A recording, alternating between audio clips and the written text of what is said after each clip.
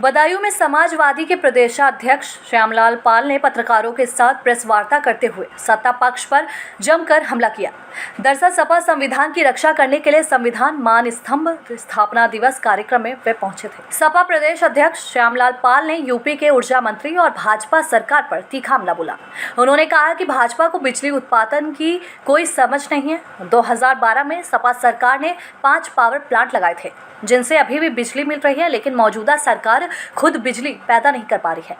श्यामलाल पाल ने आरोप लगाया कि भाजपा सिर्फ बेचने का काम करती है, बिजली से लेकर शिक्षा तक।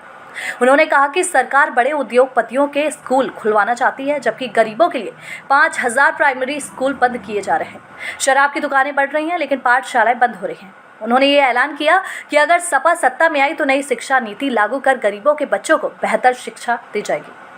समाजवादी पार्टी के प्रदेश अध्यक्ष ने राज्यसभा चुनाव में पार्टी लाइन के खिलाफ वोट देने वाले विधायकों पर तीखा हमला भी बोला। उन्होंने कहा कि जो विधायक सत्ता पक्ष को समर्थन देकर मंत्री बनने के जल्दी में थी, उन्हें पार्टी ने खुद से बाहर का रास्ता दिखा दिया है। राष्ट्रीय अध्यक्ष ने ऐसे लोगों को स्वतंत्र कर दिया है ताकि वह भाजपा में मंत्री पद पा सके।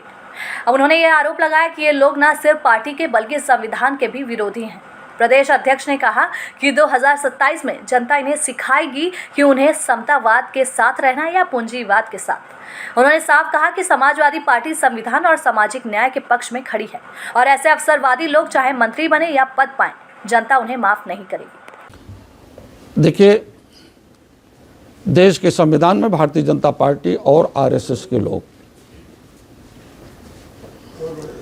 ये सांप्रदायवाद पर बात कर रहे हैं।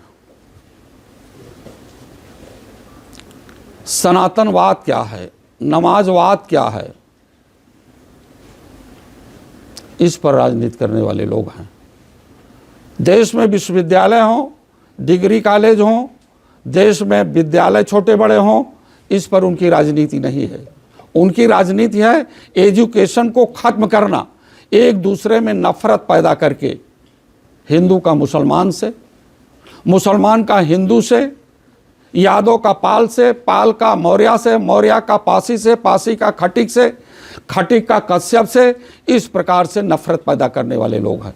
अब पीडीए के लोगों के साथ धोखा देने वाले लोग और धोखाधड़ी करने वाले लोग और पीडीए से नफरत करने वाले लोगों से अब पीडीए के लोग सावधान हो चुके हैं। समूचा पीडीए अपनी एनर्जी देश में सामाजिक न्याय का राज स्थापित हो, उसके लिए अपनी एनर्जी लगा रहे हैं। वो किसी भी वाद में नहीं जाना चाहते हैं, ना तो नमाजवाद में जाना चाहते हैं, ना तो ये सनातनवाद में जाना चाहते हैं। सनातन क्या है, नमाजवाद क्या है, ये भारतीय जनता पार्टी के लोग अपने जेब में रख लें। अब मुहिम चली है संविधान को बचाने की, लोकतंत्र को बचाने की, और इस देश में उन शक्तियों, उन लोगों में शक्ति पैदा करना जो ओबीसी, एससी, एसटी के लोग हैं, जो कमज़ोर रहे हैं, जिनको ताकत देने के लिए आरक्षण की व्यवस्था दी गई है।